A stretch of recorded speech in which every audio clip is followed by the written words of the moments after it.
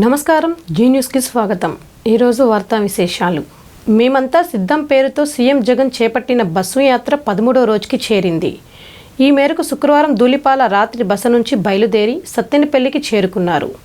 అదేవిధంగా కొర్రపాడు, మేడికొండూరు, పేరేచల జంక్షన్, నల్లపాడు మీదుగా housing board వద్దకు చేరుకుని భోజన విరామం తీసుకున్నారు. అనంతరం చుట్టుగుంట సర్కిల్ వీఐపీ రోడ్డు మీదుగా సాయంత్రం ఏటుకూరు బైపాస్ సభ ప్రాంగణంకు చేరుకుని బహిరంగ సభలో పాల్గొని ప్రసంగించారు. సభ అనంతరం Takkellapadu bypass, Peddakakani bypass, Velangarao Nagar, Namburu cross మీదుగా నంబూరు బైపాస్ దగ్గర రాత్రి బస్సు శిబిరానికి చేరుకున్నారు. సీఎం జగన్ బస్సు యాత్రకు ఉమ్మడి గుంటూరు జిల్లా ప్రజలు పెద్ద సంఖ్యలో తరలివచ్చారు. ప్రజాసేవే అనే మాట పలకని పవన్ కళ్యాణ్ తన జనసేన పార్టీని ప్యాకప్ చేసి సినిమా షూటింగ్లకు వెళ్లిపోవడం మంచిదని కాపు ఉద్యమ నేత వైఎస్ఆర్సీపీ రాష్ట్ర నాయకుడు ముద్రగడ పద్మనాభం సూచించారు. సినిమాల్లో నటించు, కానీ రాజకీయాల్లో నటించొద్దంటూ హితవు పలికారు. ఈరోజు పేదల నోట్లోకి 5,000 వెళ్తున్నాయంటే అది జగన్ దయేనని, పేదలను ఆదుకుంటున్న సీఎం వైఎస్ జగన్ బాగుండాలని, ఆయనది 10 కాలాల పాటు పేదలకు సేవ చేయాలని ముద్రగడ ఆకాంక్షించారు. జగన్ ప్రకటించిన అభ్యర్థులను బలపరచాలని, వారి విజయానికి సహకరించాలని కోరారు. తాడపల్లిగూడెంలో జరిగిన కాపు సంఘీయుల సమావేశంలో ఆయన ముఖ్య అతిథిగా పాల్గొన్నారు. ఎందుకు పవన్ కళ్యాణ్ గారికి సపోర్ట్ చేయట్లేదు, ఎందుకు చెయ్యాలి అని నేను అడుగుతా ఉన్నాను. చంద్రబాబు నాయుడు గారు 2014లో నోర్లు ఎండిపోయాయి, అత్యధిక అధికారం కావాలి, అధికారం తాము తీర్చుకోవడం కోసం మేనిఫెస్టోలోను ప్రతి సభల్లోనూ కాపులు, దళితులు పోగొట్టుకున్న రిజర్వేషన్ ని పునరుద్ధరిస్తాను, ఇస్తాను అని చెప్పి మోసగించి వారిచ్చిన హామీని అడిగితే కోపం వచ్చి చేయరాని పరాభవం, చేయరాని అవమానాలు చేశారన్నయ్య. 80 సీట్లు తీసుకోవాల్సిన వాడు 20 సీట్లు, 22 సీట్లు అన్నారు. ఆ 22 కూడా త్యాగ చేస్తే కాపు యువత బాగుంటారని కూడా నేను సలహా ఇస్తా ఉన్నాను. కాపు యువత జీవితాలతో ఆడుకోకండి పవన్ కళ్యాణ్ గారు. 20 సంవత్సరాల పిల్లలు నాశనం అయిపోతున్నారు, పాడైపోతున్నారు. దయించి ఆలోచించండి, పార్టీని ప్యాక్ చేసుకోండి, మీ షూటింగ్కి వెళ్ళిపోండి. మీ షూటింగ్ కోసం ఎమ్మెల్యే పదవి కావాలా అంటే ప్రజల సేవ చేయడం కోసం కాదండి, వాళ్ళు షూటింగ్ వెళ్ళడం కోసం ఎమ్మెల్యే పదవి కావాలంట. రాష్ట్రంలో ఇంటర్మీడియట్ పరీక్షా ఫలితాలు విడుదలయ్యాయి. ఈ మేరకు ఇంటర్ ఫలితాలను intermediate education commissioner Saurabh Gaur విడుదల చేశారు. ఇంటర్ ఫస్ట్ ఇయర్లో 67% ఉత్తీర్ణత శాతం సాధించారు. సెకండ్ ఇయర్లో 78% ఉత్తీర్ణత శాతం నమోదైంది. ఇంటర్ ఫస్ట్, సెకండ్ ఇయర్ ఫలితాలలో కృష్ణా జిల్లా టాప్ ప్లేస్లో నిలిచింది. 2వ స్థానం గుంటూరు, 3వ స్థానం ఎన్టీఆర్ జిల్లా నిలిచింది. ఇంటర్ ఫలితాలలో బాలికలు పైచేయి సాధించారు. మార్చి 1 నుంచి 20 వరకు ఇంటర్ పరీక్షలు జరిగాయి. మార్చి 2024లో నా దగ్గర విద్యార్థులు first year general students first year 4,05,273 వాళ్ళ పాస్ అయింది 3,10,875. Pass percentage 67. ఇది జనరల్ సంబంధించింది. అదేవిధంగా సెకండ్ ఇయర్ జనరల్ సబ్జెక్ట్స్కి 3,93,757 అప్పీర్ అయితే 3,06,528 మంది పాస్ అయ్యారు. మొత్తం టోటల్ పర్సంటేజ్ 78%. సెకండ్ ఇయర్ 78% వచ్చింది, ఫస్ట్ ఇయర్ 67% వచ్చింది. అదేవిధంగా లొకేషన్ చూసుకుంటే first year 38,483, passed 23,181, 60% first year results. అది అదేవిధంగా second year results 32,339 appear, passed 23,000, 71%. ఇవి వొకేషనల్ సంబంధించిన పర్సంటేజ్. అదేవిధంగా 81% ఉత్తీర్ణతతో గుంటూరు జిల్లా 2వ స్థానం, 79% ఉత్తీర్ణతతో ఎన్టీఆర్ జిల్లా 3వ స్థానంలో నిలిచింది. అదేవిధంగా సెకండ్ ఇయర్లో కృష్ణా జిల్లా 90% ఉత్తీర్ణతతో మొదటి స్థానంలో నిలవగా 87% ఉత్తీర్ణతతో గుంటూరు జిల్లా 2వ స్థానంలో నిలిచింది. ఇక ఈ నెల 18 నుంచి 24 తేదీ వరకు రివాల్యుయేషన్కు అవకాశం కల్పించారు. అదేవిధంగా డిస్ట్రిక్ట్స్ వైజ్కి వచ్చేసరికి రాష్ట్రంలో ఈ సంవత్సరము ఫస్ట్ ఇయర్ పాస్ పర్సంటేజ్లో కృష్ణా ప్రథమ స్థానము 84%. ఆ తర్వాత స్థానం గుంటూరు 81. ఆ తర్వాత ఎన్టీఆర్ డిస్ట్రిక్ట్ 79. ఇది ఫస్ట్ ఇయర్ రిజల్ట్స్కి వచ్చేసరికి. అదేవిధంగా సెకండ్ ఇయర్ రిజల్ట్స్కి వచ్చేసరికి 90%తో కృష్ణా ఫస్ట్లో ఉంది, 90%. గుంటూరు 87, ఎన్టీఆర్ అది కూడా 87. ఈ రెండు కూడా మనకి అంటే 87 రెండు ఈక్వల్గా వచ్చింది కాబట్టి నెక్స్ట్ స్థానము వైజాగ్ 84. అదేవిధంగా లీస్ట్కి వచ్చేసరికి ఫస్ట్ ఇయర్లో ఏఎస్ఆర్ డిస్ట్రిక్ట్ 48, సెకండ్ ఇయర్లో చిత్తూరు 63. ఇవి ఈ సంవత్సరము రిజల్ట్స్ మొత్తం కూడా. కాబట్టి 18 నుంచి 24 వరకు రీకౌంటింగ్ కానివ్వండి, రీవెరిఫికేషన్స్ కానివ్వండి, వాటికి సంబంధించిన ఫీజులు మొత్తం కూడా వెబ్సైట్లో ఉండటం జరుగుతుంది. ఆ ప్రకారంగా 18 నుంచి 24 వరకు వాళ్ళు ఫీజు పే చేయవచ్చు. వాళ్ళు ఫీజు పే చేసిన తర్వాత వాళ్ళ యొక్క రీవెరిఫికేషన్స్ మనకి స్టార్ట్ అవుతాయి మొత్తం కూడా. వాలంటీర్లపై చంద్రబాబుది కపట ప్రేమని వైఎస్ఆర్సీపీ రాష్ట్ర ప్రధాన కార్యదర్శి సజ్జల రామకృష్ణారెడ్డి చెప్పారు. నిన్నటి వరకు వాలంటీర్లను తులనాడిన చంద్రబాబు ఇప్పుడు ప్రేమ చూపిస్తున్నారంటే ఎవరూ నమ్మరని అన్నారు. తాడేపల్లిలోని పార్టీ కేంద్ర కార్యాలయంలో సజ్జల మీడియాతో మాట్లాడారు.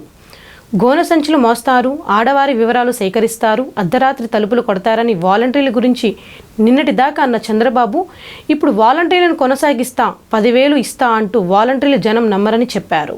వాలంటీర్లపై ఎల్లో మీడియాలో తప్పుడు రాతలు రాశారని, చంద్రబాబు తన మనిషి నిమ్మగడ్డ ద్వారా కేసులు వేయించి ఫిర్యాదులు చేయించారని తెలిపారు. వాలంటరీ పేరుతో జన్మభూమి కమిటీలను తెచ్చి వాటిలో సభ్యులనే వాలంటీర్లుగా తేవాలనేదే చంద్రబాబు పథకమని, అదెప్పటికీ జరగదని అన్నారు. ఎప్పుడూ ఎందుకు మొన్నటికి మొన్న ఈ వాలంటీర్లు ఇన్ఫ్లుయెన్స్ చేస్తారు పెన్షనర్లకు, కాబట్టి వాళ్ళతో ఇప్పించడం తన మనిషి ద్వారా డోర్ టు డోర్ స్టెప్ దగ్గర పెన్షన్లు ఇవ్వనివ్వద్దు అని చెప్పి తన మనిషి నిమ్మగడ్డ రమేష్ ద్వారా ఈసీకి లెటర్లు పెట్టించడం దగ్గర నుంచి అక్కడ మొదలైన.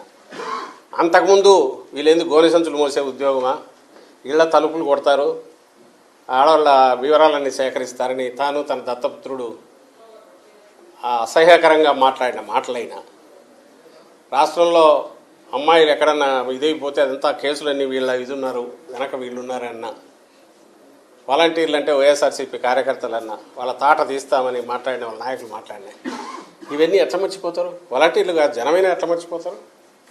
ఈరోజు ఉన్నట్టుండి వాలంటీర్ల వ్యవస్థను కొనసాగిస్తా, 10,000 ఇస్తా, 1,00,000 రూపాయలు ఇస్తా, 10,000 అని ఎందుకు అయినాడు అర్థం కావట్లేదు. 20,000 1,00,000 అని కూడా నిండొచ్చు. అంతకుముందు అన్నట్టున్నాడు మీ నైపుణ్యం పెంచి 40,000 సంపాదన చేస్తానని.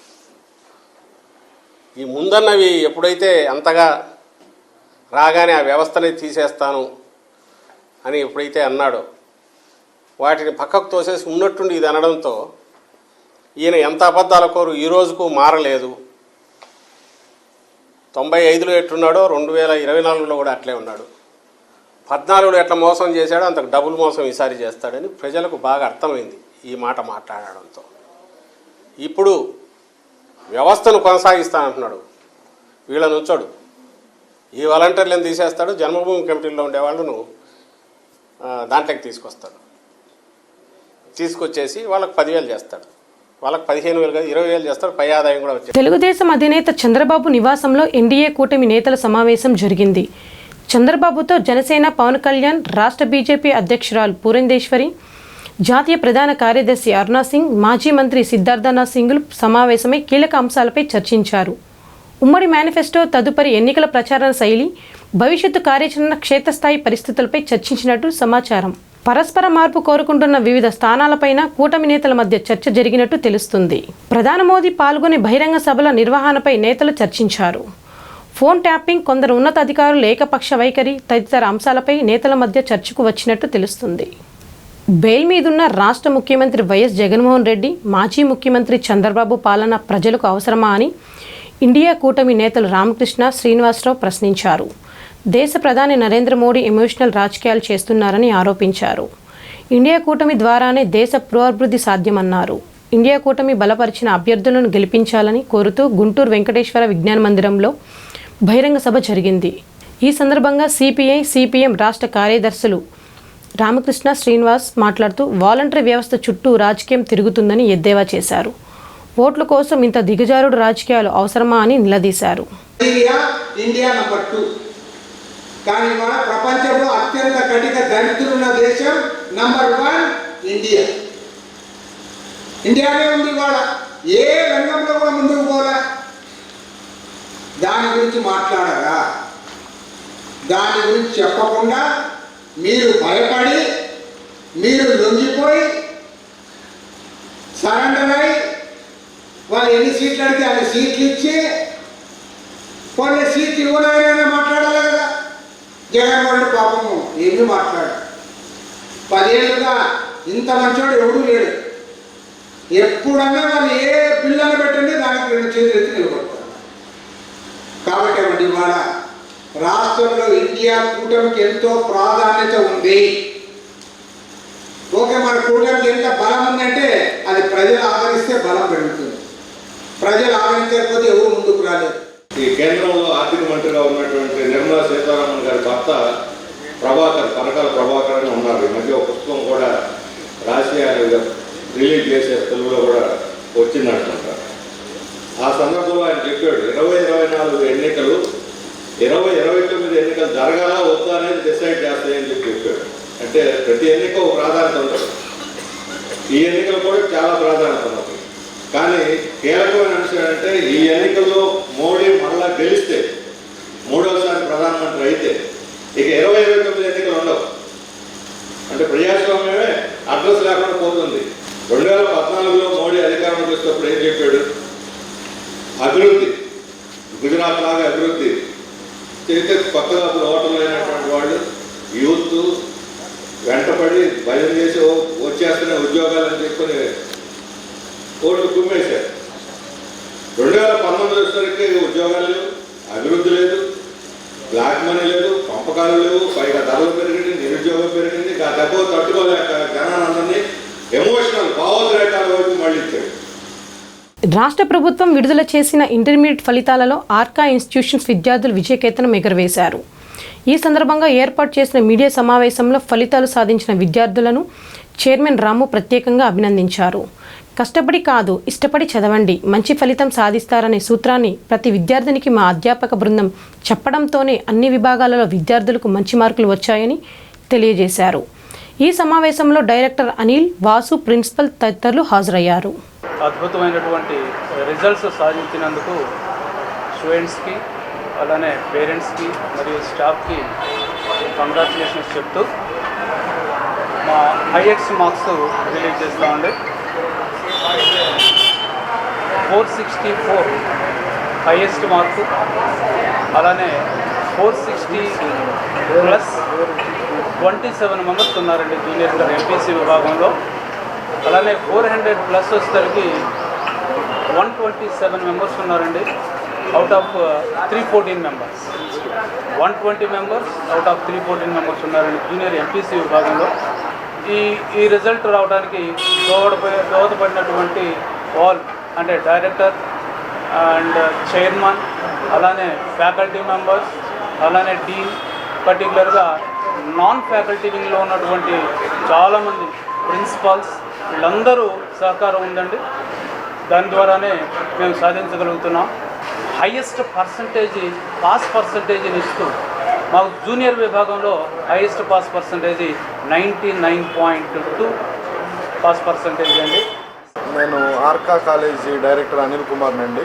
మాకు ప్రతి సంవత్సరం కూడా ఇంటర్మీడియట్లో మంచి ఫలితాలు వస్తున్నాయి. ఈ ఇయర్ కూడా మరి జూనియర్ ఇంటర్లో 464 మార్క్స్, సీనియర్ ఇంటర్లో 987 మార్క్స్ వచ్చాయి. అదేవిధంగా వైపీసీ విభాగంలో కూడా జూనియర్ ఇంటర్లో 432, సీనియర్ ఇంటర్లో 983 మార్క్స్ వచ్చినాయి. అదేవిధంగా పాస్ పర్సంటేజ్ కూడా 98.5 వచ్చింది. ఇదే విధంగా మరి నెక్స్ట్ ఇయర్ కూడా ఇంకా మంచి ఫలితాలు సాధిస్తామని ఈ సందర్భంగా స్టూడెంట్స్కి, పేరెంట్స్కి అందరికీ ధన్యవాదాలు తెలియజేస్తున్నాను. మా రిజల్ట్ ఇంకా డీటెయిల్డ్గా మా అకాడమిక్ డైరెక్టర్ గారు వాసు గారిని అందించవలసిందిగా కోరుతున్నాను. లిక్కర్ మాఫియాను రాష్ట్ర ముఖ్యమంత్రి వైఎస్ జగన్మోహన్ రెడ్డి పెంచి పోషించారని బీజేపీ రాష్ట్ర అధికార ప్రతినిధి భానుప్రకాష్ రెడ్డి ఆరోపించారు. కమిషన్లు ఇవ్వలేక పారిశ్రామికవేత్తలు రాష్ట్రం విడిచిపోయారని చెప్పారు. కరెన్సీ నోట్లు, దొంగ ఓట్లతో తిరిగి అధికారంలోకి రావడానికి జగన్ ప్రయత్నిస్తున్నారని ధ్వజమెత్తారు. గుంటూరు నగరంలో ఏర్పాటు చేసిన మీడియా సమావేశంలో భానుప్రకాష్ రెడ్డి కూటమి నేతలతో కలిసి మాట్లాడారు. సంక్షేమం పేరుతో రాష్ట్ర ముఖ్యమంత్రి జగన్ ఏపీని సంక్షోభంలోకి నెట్టారని మండిపడ్డారు. ఏపీలో జరుగుతున్న లిక్కర్ స్కామ్ పై విచారణ జరిపించి సూత్రధారులు, పాత్రధారులు, లబ్ధిదారులను జైలుకు పంపిస్తామన్నారు. ఏ రాష్ట్రంలో అయినా సరే పెట్టుబడులు పెట్టాలంటే శాంతి భద్రతలు బాగుండాలి, లా అండ్ ఆర్డర్ బాగుండాలి. శాంతి భద్రతలు సరిగ్గా లేని కారణంగా కమిషన్లకు భయపడి, మీ అధికార పార్టీ నాయకులు కమిషన్లకు భయపడి పారిశ్రామికవేత్తలు ఆంధ్రప్రదేశ్లో పెట్టుబడులు పెట్టలేదు. ఈరోజు దాదాపు 1,00,000 కోట్లు మద్యం విక్రయం ద్వారా ఆంధ్రప్రదేశ్ రాష్ట్రంలో జరిగింది. అసలు డిస్టిలరీస్ కెపాసిటీ ఎంత, ఆంధ్రప్రదేశ్లో డిస్టిలరీస్ కెపాసిటీ, మ్యానుఫ్యాక్చరింగ్ కెపాసిటీ ఎంత, అది ఎన్ని రోజులు, దానికి పీరియడ్ ఉంటుంది. ఏ డిస్టిలరీస్లో అయినా సరే పీరియడ్ ఉంటుంది. ఆ పీరియడ్, ప్రిపరేషన్ పీరియడ్ ఎన్ని రోజులు ఉండాలి. మీ డబ్బు అవసరాల కోసం స్వార్థంతో ఈరోజు ఆ మద్యం సేవించిన కారణంగా లక్షలాది మంది ఆంధ్రప్రదేశ్లో ఉన్నటువంటి ప్రజలు ఈ జే బ్రాండ్ తాగినందుకు, జగన్ బ్రాండ్ తాగినందుకు లక్షలాది మంది తమ ఆరోగ్యాన్ని పోగొట్టుకున్నారు. కరెన్సీ నోట్లు, దొంగ ఓట్లు, కరెన్సీ నోట్లు, దొంగ ఓట్లతో ఆంధ్రప్రదేశ్లో తిరిగి గెలవాలని చెప్పి జగన్మోహన్ రెడ్డి గారు ప్లాన్ చేశారు. కరెన్సీ నోట్లు అంటే ల్యాండ్, శాండ్, వైను, మైను, అంటే మొత్తం ఎక్కడ చూసినా అవినీతి. ఏం చేసావు జగన్మోహన్ రెడ్డి గారు? నువ్వు ఎంతసేపు మాటలకే పరిమితమైనటువంటి నువ్వు, నీ పనితీరు ఆంధ్రప్రదేశ్ రాష్ట్ర ప్రజలకి నచ్చట్లేదు. వైఎస్ఆర్ కాంగ్రెస్ పార్టీకి జిల్లా పరిషత్ చైర్మన్ హెనీ కృష్ణ దంపతులు గుడ్ బై చెప్పారు. కృష్ణా జెడ్పీ చైర్పర్సన్ పదవితో పాటు తాడికొండ ఇన్ఛార్జిగా కత్తె సురేష్ పనిచేశారు. అయితే నియోజకవర్గాల మార్పులో భాగంగా తాడికొండ టికెట్ని మాజీ హోంమంత్రి మేకతోటి సుచరితకు కేటాయించారు. దీంతో గత కొన్ని నెలల నుండి వైసీపీ కార్యక్రమాలకు క్రిస్టినా దంపతులు దూరంగా ఉండిపోయారు. ఇందులో భాగంగా మాజీ మంత్రి నక్కా ఆనంద్ బాబు ఆధ్వర్యంలో క్రిస్టినా దంపతులు టీడీపీలో చేరారు. చంద్రబాబు టీడీపీ కండువా కప్పి పార్టీలోకి ఆహ్వానించారు. ఈ వార్తలు ఇంతటితో సమాప్తం. తిరిగి మరొక బులెటిన్లో కలుద్దాం.